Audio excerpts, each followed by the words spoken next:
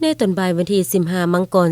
2026นี้อยู่ที่ห้องประชุมของเมืองบริคันได้เปิดทำเฮียนสนับสนุนให้มหาชนผู้ก้าวหน้าสุดที่1ปี2026ขึ้นอย่างเป็นทางการภายใต้การเป็นประธานของสหายคำคองมูลละไมโรงเลขาพรรคเมืองหัวหน้าคณะจัดตั้งเมืองมีมหาชนผู้ก้าวหน้าจากกรมกองห้องการและบ้านเข้าร่วมจำนวน28สหายหญิง9สหายการเปิดห้ามเหียนในครั้งนี้แม่นได้ปฏิบัติตามมติตกลงของคณะประจำพรรคเมื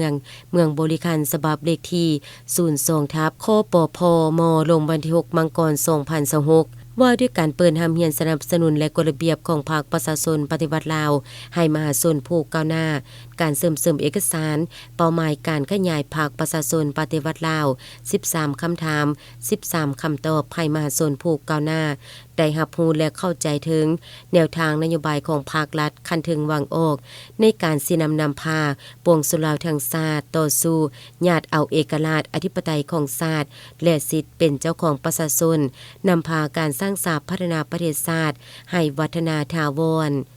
และในตอนท้ายของพิธียิ่งใดมอบใบยั่งยืนให้มหาชนผู้ก้าวหน้าที่ใดผ่านการฝึกอบรมและได้เน้นให้มหาชนที่ก้าวหน้าจงได้พร้อมกันเอาใจใส่ปฏิบัติตามระเบียบของภาคประชาชนปฏิบัติลาวให้กลายเป็นสมาชิกพรรคที่เข้มแข็งในต่อหน้า